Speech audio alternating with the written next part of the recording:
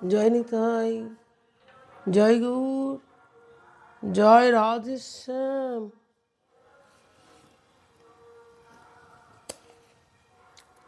নমো নলিন নেত্রায় বেণুবাদ্য বিনোদিনী, রাধা ধর সুধা পান শালিনে বনমালিনে, রাধাং রাসেশ্বরীং রমাং সনকুন্তল ভূষিতাম বৃষভানুসুতাং দেবীং তাং নমামি হরিপ্রিয়ম। নমো ত্রিকাল সুতায় জগন্নাথ সুতায় চ সভৃত্তায় সকলত্রায় সপুত্রায় তে নমো নমো। নিত্যানন্দ মহং বন্দে প্রেমানন্দ প্রদায়িনে, কলিকর্ণ সুনাশায় শ্রী জাহ্নবা পতয়ে নমো। অজ্ঞান তিমিরান্ধস্য জ্ঞানঞ্জন শুলকয়া চক্ষুরুন্মীলিতাং যেন তস্मै শ্রী গুরবে নমঃ। শ্রীকৃষ্ণ চৈতন্য প্রভু নিত্যানন্দ শ্রী অদ্বৈত গদাধর শিবাসাদি গৌরভক্ত বৃন্দ। বৃন্দাবৈ তুলসীদেবৈ প্রিয়া বৈ কেশবস্য চ কৃষ্ণ ভক্তি প্রদে দেবী সত্যবতৈ নমো নমঃ। হরে কৃষ্ণ কৃষ্ণ কৃষ্ণ হরে হরে, হরে রাম রাম রাম হরে হরে। জয় রাধে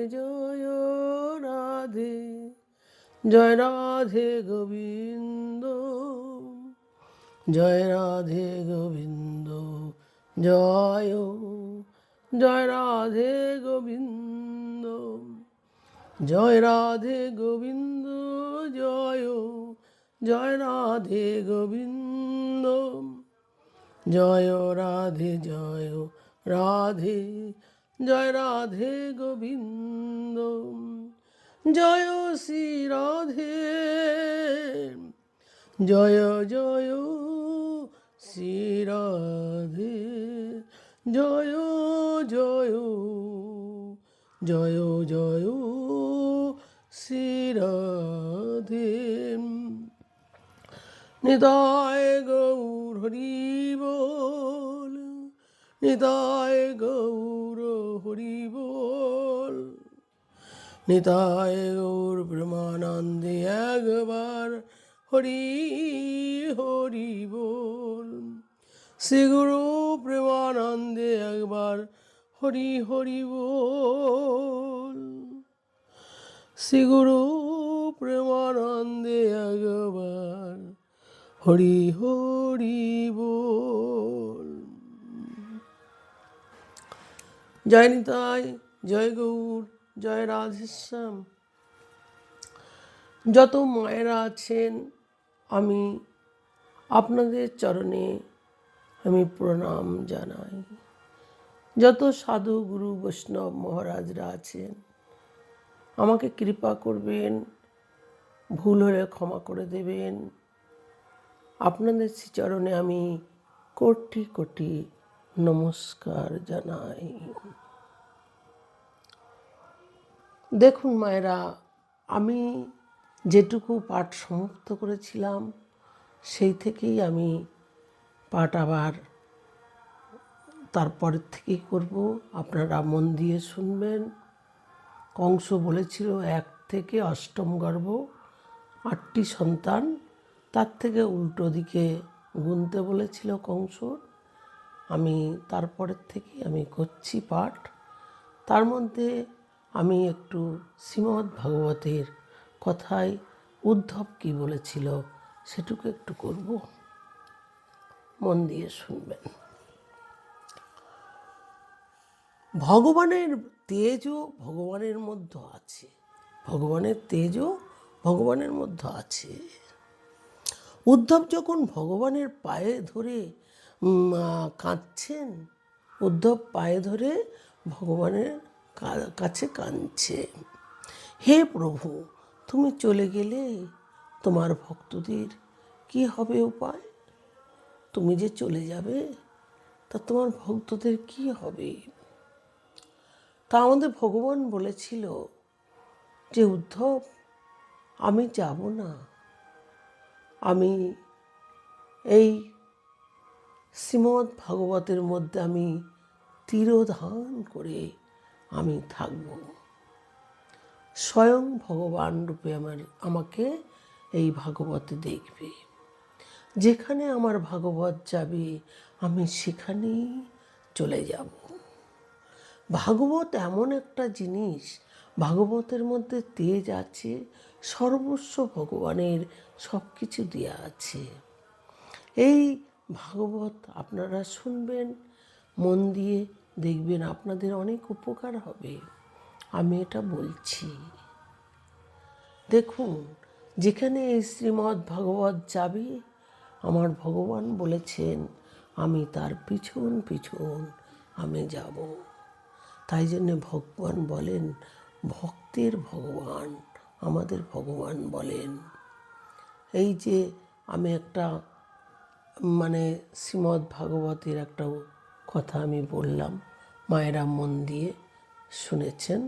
আমি এরপরে পাঠ শুরু করব। জয় নিতাই, জয় গৌর, জয় রাধেশ্যাম।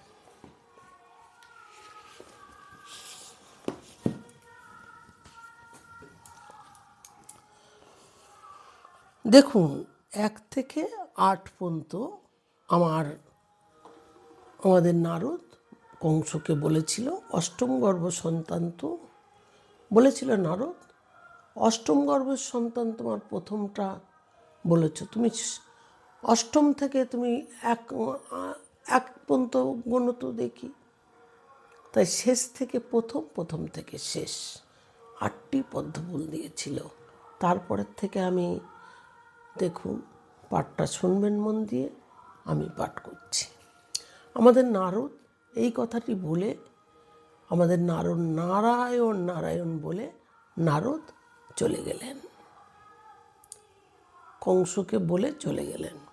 এদিকে কংসের বুদ্ধি ভ্রম হয়ে গেল, কংসের বুদ্ধির ভ্রম হয়ে গেল। দেবকী ও বসুদেব ডাকিয়ে এনে, দেবকী আর বসুদেব ডাকিয়ে এনে তার সন্তানকে কেড়ে নিয়ে এক আছাড় দিয়ে মেরে ফেললেন। মন দিয়ে শুনবেন মায়েরা। ডাকিয়ে এনে সন্তানটাকে কোলে করে নিল, নিয়ে এক আছাড় দিয়ে মেরে ফেলল। এই প্রকার মহারাজ দেবকী ও বসুদেবের 6টি সন্তান মেরে দিয়েছেন আমাদের কংস। এই প্রকার 6টি সন্তান কংস মেরে ফেলে দিয়েছেন। সপ্তম পুত্রের জায়গায় স্বয়ং ভগবান অনন্তদেবকে পাঠালেন। স্বয়ং ভগবান অনন্তদেবকে পাঠালেন। মন দিয়ে শুনবেন মায়েরা। স্বয়ং অনন্ত ভগবান দেবকীর গর্ভে এসেছেন। অনন্ত ভগবান দেবকীর গর্ভে এসেছেন। মন দিয়ে শুনবেন, এই জায়গাটা খুব ভালো। দেখুন কিভাবে আমাদের কৃষ্ণ এসছে, রাধারানী এসছে, দেখুন সব জানতে পারবেন। ভগবান তখন যোগমায়ার শরণাপন্ন হলেন। ভগবান তখন যোগমায়ার শরণাপন্ন হলেন। মায়াকে বললেন, দেবকীর গর্ভে সন্তানটাকে রোহিণীর গর্ভে স্থাপিত করে দাও। মায়াকে বললেন, দেবকীর গর্ভের যে সন্তান সেটা রোহিণীর গর্ভে এনে দাও। মায়াকে বললেন। যোগমায়া আদর্শনী বিদ্যা দ্বারা রোহিণীর গর্ভে স্থাপিত করে দিলেন। রোহিণীর গর্ভে স্থাপিত করে দিলেন। ভক্তবৎসল ভগবান কি জয়। রোহিণীর গর্ভে যখন বাচ্চা এসেছে, বসুদেব তখন যমুনার ওপারে বসুদেব তখন যমুনার ওপারে নন্দ বাবার বাড়ি রেখে এসেছে। বসুদেব তখন নন্দ বাবার মানে যমুনার ওপারে নন্দ বাবার বাড়িতে রোহিণীকে রেখে এসেছে, যাতে কেউ জানতে না পারে, যাতে কেউ জানতে পারে না পারে। আর চারিদিকে চর্চা হয়ে গেল, চারিদিকে চর্চা হয়ে গেল, কংস তো ভীষণ অত্যাচারী অসত্য। দেবকীর সপ্তম গর্ভ নষ্ট হয়ে গেছে, এটা বলে বেরিয়েছে সবাইয়ের সঙ্গে। দেবকীর সপ্তম গর্ভ নষ্ট হয়ে গেছে। কংসের প্রচণ্ড আনন্দ হয়ে যাবে। কংস তো শুনে খুব আনন্দ করতে লাগলো। কংস তো শুনে খুব আনন্দ করতে লাগলো না? অনন্তদেব খুব রাগী, অনন্তদেব খুব রাগী। কংস যদি জানতে পারে, কংস যদি জানতে পারে, তাহলে তিনি কংসকে মেরে ফেলবেন, তাহলে তিনি কংসকে মেরে ফেলবেন। ভগবান বলছেন, ভগবান আমাদের ভগবান বলছেন, তাহলে তো আমার লীলা তো ওইখানেই শেষ হয়ে যাবে, তাহলে তো আমার লীলা তো ওইখানেই শেষ হয়ে যাবে, ভগবান বলছেন। এদিকে মহারাজ রোহিণীর গর্ভ থেকে, মহারাজ রোহিণীর গর্ভ থেকে একটি সুন্দর পুত্র সন্তান জন্ম নিয়েছে। একটা পুত্র সন্তান রোহিণীর গর্ভ থেকে জন্ম নিয়েছে।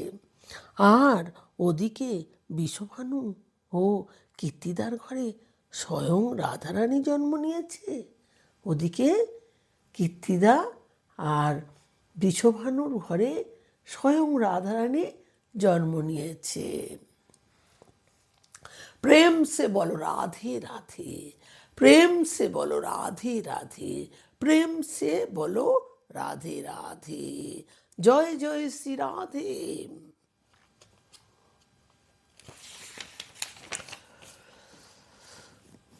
বলো রাধা রানী কি জয়। গোকুলের কাছে একটি গ্রাম আছে, গোকুলের কাছে একটি গ্রাম আছে, তার নাম রাবল। মন দিয়ে শুনবেন, তার নাম রাবল। রাবল হলো বিষভানুর গ্রাম, রাবল হলো বিষভানুর গ্রাম। বিষভানু যখন কন্যা সন্তান জন্ম নিয়েছে, বিষভানুর যখন কন্যা সন্তান জন্ম নিয়েছে, কন্যার দিব্য জন্ম উৎসবের আয়োজন করেছেন, কন্যার দিব্য জন্ম উৎসবের আয়োজন করেছেন। রাধারানী জন্মোৎসবে 10 লক্ষ গাভী দান করেছেন। রাধারানীর জন্মোৎসবে 10 লক্ষ গাভী দান করেছেন। মহারাজ নন্দরায় এসেছেন, মহারাজ নন্দরায় এসেছেন। দিব্য জন্ম উৎসবে রাধারানীকে দেখে এত আনন্দিত হয়েছেন, জন্মোৎসবে রাধারানীকে দেখে এত আনন্দিত হয়েছে যে তিনিও অনেক ধন ধান্য বিলি করেছেন, তিনিও অনেক ধনধান্য বিলি করেছেন। গর্গাচার্য মুনি সেখানে এসেছেন, গর্গাচার্য মুনি সেখানে এসেছেন। তিনি সেই বালিকার নামকরণ করলেন কি? সেই বালিকার নামকরণ করলেন কি? সেই বালিকার নামকরণ করলেন রাধা রানী। রাধা রানী কি জয়। কিন্তু জন্মের পর রাধারানীর চোখ খোলেনি, জন্মের পর রাধারানীর চোখ খোলেনি, চোখ দুটি বন্ধ ছিল, চোখ দুটি বন্ধ ছিল।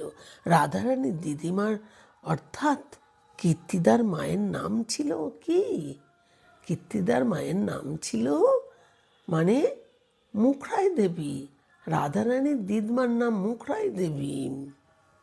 অনেকে হাসি ঠাট্টা করত, মনে হয় এই মেয়েটি অন্ধ হয়ে যাবে। একটা দেখবেন যদি কারোর চোখ না ফোটে, মানে চোখে না দেখতে পারে। কত লোকে কত কথা বলে না, সেই কথাটা এখানে বলছে। মুখরা দেবী বললেন, ও অন্ধ হয়নি। মুখরা দেবী মানে দিদমা বললেন, মুখরাই দেবী কিন্তু ও অন্ধ হয়নি। একদিন দেখবে ওই মেয়েটির চোখ দুটি পদ্ম ফুলের মতন ঠিক ফুটে যাবে। একদিন দেখবে ওই মেয়েটির চোখ দুটি পদ্ম ফুলের মতো ফুটে যাবে। কিন্তু কেন? রাধারানী তো গোলক থেকে এসেছে। কেন? রাধারানী গোলক থেকে এসেছে এবং গোবিন্দর আগেই সে জন্মগ্রহণ করেছে। গোবিন্দর আগে কিন্তু আমাদের রাধারানী জন্মগ্রহণ করেছে। তাই মনে মনে সংকল্প করেছে গোবিন্দ আসার এবং চোখ খুলেই সে প্রথম গোবিন্দকেই দেখবে। মানে গোবিন্দর ওখানে এসে ও প্রথম চোখটা খুলবে, গোবিন্দকে চোখ খুলে গোবিন্দকে দেখবে, আমার ভগবানকে দেখবে, দর্শন করবে। তাই সে চোখ বন্ধ করে আছে। মনে মনে হাসছে, লোকে বলছে বলুক, আমি তো বন্ধ করে রয়েছি চোখ। আমি গোবিন্দকে চোখে দেখব আর চোখ খুলে যাবে। আমি যার জন্যে দেখব বলে এসেছি, আমি তাকেই তো দেখব প্রথম, সেটা বলছে। ভূমণ্ডলে গিয়ে আমি প্রথম গোবিন্দকেই দর্শন করব। ওই যে বলছে ভূমণ্ডলে গিয়ে আমি প্রথম গোবিন্দকেই দর্শন করব, অন্য কাউকে নয়। বলো রাধা রানী কি জয়। সুখদেব মহারাজ এইভাবেই রাধারানীর জন্ম বৃত্তান্ত বর্ণনা করলেন। কে করলেন? সুখদেব মহারাজ। এদিকে কি হয়েছে? ভগবান চিন্তা করলেন, এইবার আমার ভূমণ্ডলে যাওয়ার সময় হয়েছে। ভগবান চিন্তা করলেন, এইবার তো আমার ভূমণ্ডলে যাওয়ার তো সময় হয়ে গেছে। তাই তিনি দেবকীর গর্ভে ঢুকে পড়লেন। মানে দেবকীর গর্ভে ঢুকে পড়বে আর কি। ভগবতী যোগমায়াকে বললেন,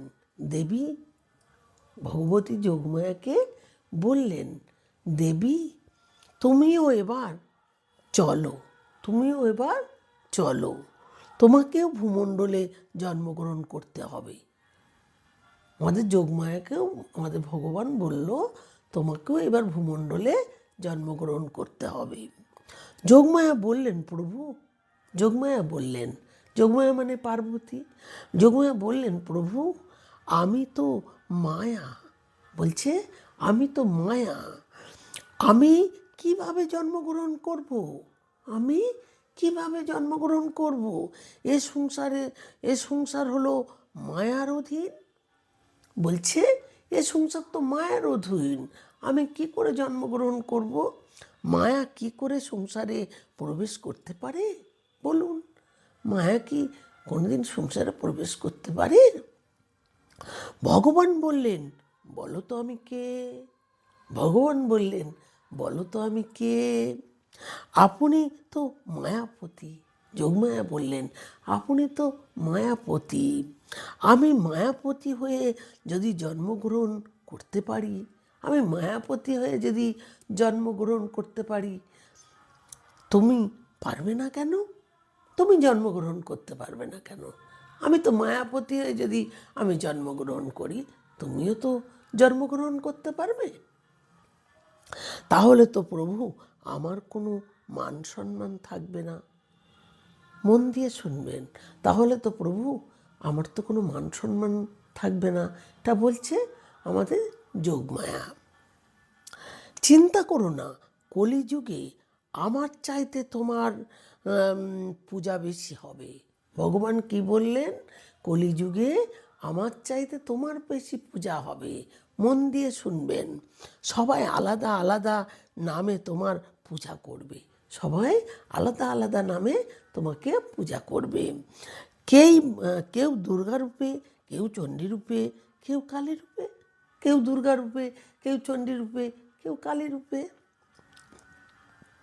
আলাদা আলাদা নামে বিভিন্ন রূপে তোমাকে পূজা করবে, আলাদা আলাদা রূপে তোমাকে পূজা করবে। যাও তুমি নন্দ বাবার গৃহে মা যশোদার গর্ভ থেকে জন্মগ্রহণ করো। নন্দ বাবার গৃহে মা যশোদার গর্ভে তুমি জন্মগ্রহণ করো। দেখুন, ভগবানরা সব যুক্তি পরামর্শ করে তারপরে কিন্তু আমার ভগবানের জন্ম হয়েছে। দেখুন কি করে হয়েছে। ভগবতী মায়া যশোদার গর্ভ গিয়ে উপস্থিত হলেন। ভগবতী মায়া আমাদের যশোদার গর্ভে গিয়ে উপস্থিত হলেন, আর ভগবান দেবকীর গর্ভে উপস্থিত হয়েছেন।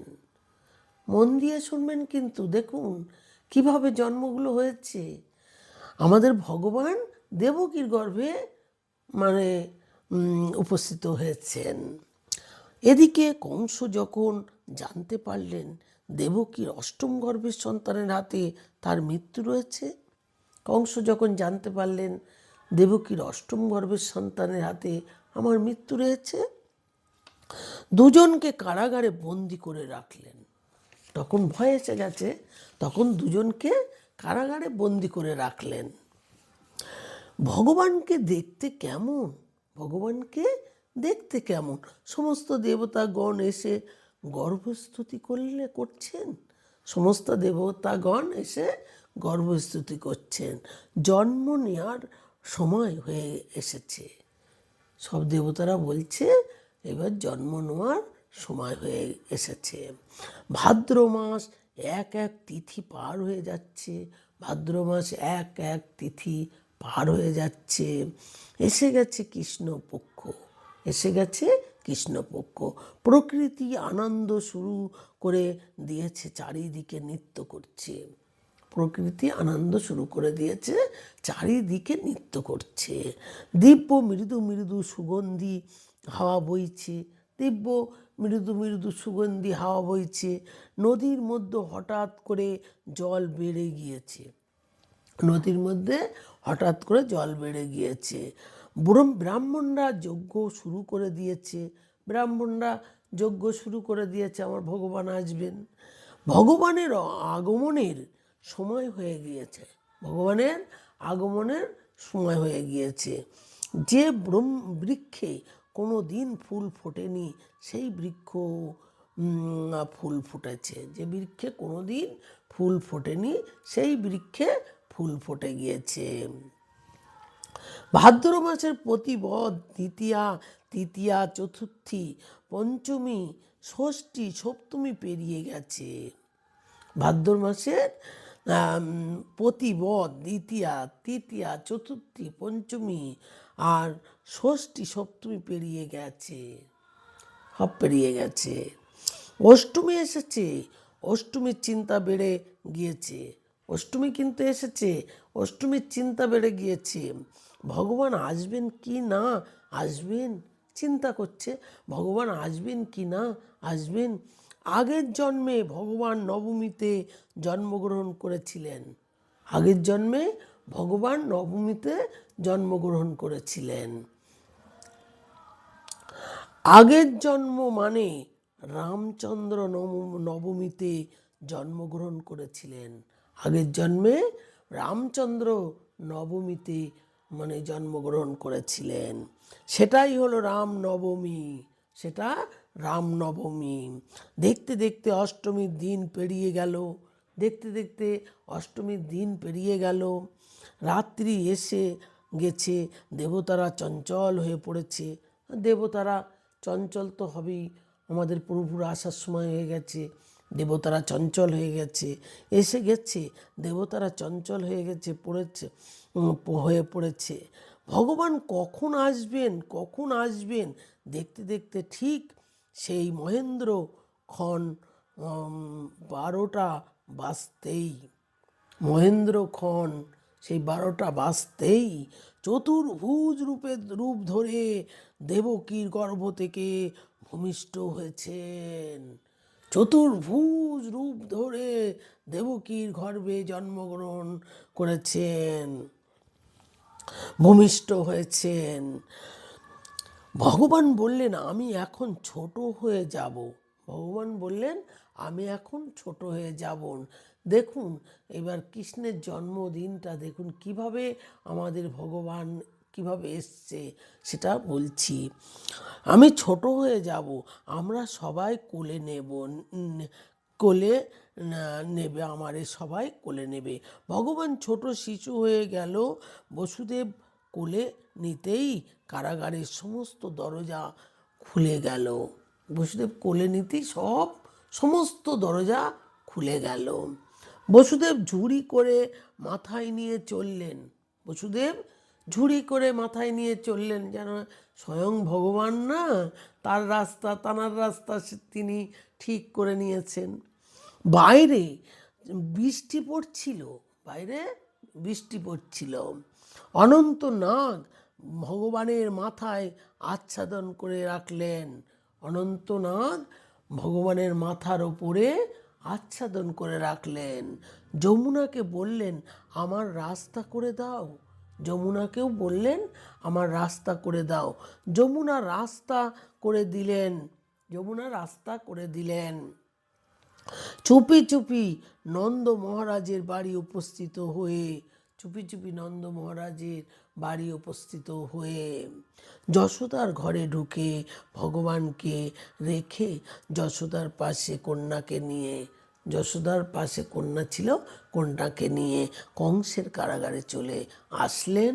সব দরজা বন্ধ হয়ে গেল, দ্বার সব বন্ধ হয়ে গেছে। ভগবানের আশা তো বুঝতে পারছেন, ভগবান কত একটা অন্তর্যামী, উনি কিভাবে এসেছেন আর কিভাবে চলে গেলেন এইবার তো বুঝতে পারছেন। যোগমায়াকে ছুঁড়ে ফেললো আমাদের মায়া, যোগমায়া তাকে ছুঁড়ে ফেলে দিয়েছে। তোকে যে মারিবে গোকুল এসে বাড়িছে, এই যে বলেছিল। এরপরের থেকে আবার পাঠ শুনবেন। এখন এই পর্যন্ত সমাপ্ত করলাম। আমাদের ভগবান, আমাদের বাকি বিহারী লাল কি জয়, রাধা রানী কি জয়, ভক্তবৎসল ভগবান কি জয়। জয় জয় শ্রী রাধে, জয় জয় শ্রী রাধে। আমাদের গোপাল ভগবান কি জয়, হ্যাঁ আমাদের গোপাল ভগবান কি জয়। জয় জয় শ্রী রাধে রাধে। এরপরে আবার পাঠ হবে, আবার আপনারা এরপরের থেকে পুরো শুনবেন। এইবারে দেখবেন কি করে কংস সেই ধনুষ ভেঙেছিল, বলেছিল শ্রীহরি ছাড়া ধনুষ ভাঙতে পারবে না, সেই ধনুষ ভাঙবে, কংসকে আবার বধ করবে। এরপরে আমি আবার পাঠে আসব, আপনারা মন দিয়ে পরপর সব শুনে যাবেন, দেখবেন সম্পূর্ণ পাঠটা আপনারা পুরো শুনতে পারবেন। জয় জয় নিতাই, জয় গৌর, জয় রাধেশ্যাম। শ্রীকৃষ্ণ চৈতন্য প্রভু নিত্যানন্দ, শ্রী অদ্বৈত গদাধর শিবাসাদি গৌর ভক্তবৃন্দ। শ্রীকৃষ্ণ চৈতন্য প্রভু নিত্যানন্দ, শ্রী অদ্বৈত গদাধর শিবাসাদি গৌর ভক্তবৃন্দ। হরে কৃষ্ণ কৃষ্ণ কৃষ্ণ হরে হরে, হরে রাম রাম রাম হরে হরে। হরে কৃষ্ণ কৃষ্ণ কৃষ্ণ হরে হরে, হরে রাম রাম রাম হরে হরে। জয় রাধে গোবিন্দ জয়, জয় রাধে গোবিন্দ জয়, জয় রাধে গোবিন্দ জয়, জয় রাধে গোবিন্দ। রাধে গোবিন্দ, রাধে গোবিন্দ, রাধে গোবিন্দ, রাধে রাধে গোবিন্দ। জয় রাধে জয় রাধে, জয় রাধে গোবিন্দ, জয় রাধে গোবিন্দ, জয় ওম, জয় রাধে গোবিন্দ। জয় জয় শ্রী রাধে, জয় শ্রী রাধে, জয় রাধে গোবিন্দ, জয় জয় রাধে গোবিন্দ। নিতায় গৌর হরি বল, নিতায় গৌর হরি হরি বল, নিতায় গৌর প্রেমানন্দে হরি হরি বল, নিতায় গৌর প্রেমানন্দে একবার হরি হরি বল, শ্রী গুরু প্রেমানন্দে একবার হরি হরি বল। নিতায় গৌর রাধের শ্যাম, নিতায় গৌর সীতানাথ। মায়েরা একটা কথা বলছি আমি, এরপরে আমি প্রহ্লাদ চরিত্র আমি পাঠ করব, এটা মন দিয়ে শুনবেন। এরপরে প্রহ্লাদ চরিত্র, হিরণ্যকশিপুরীর ছেলে। জয় নিতাই, জয় গৌর, রাধা রাধে রাধে।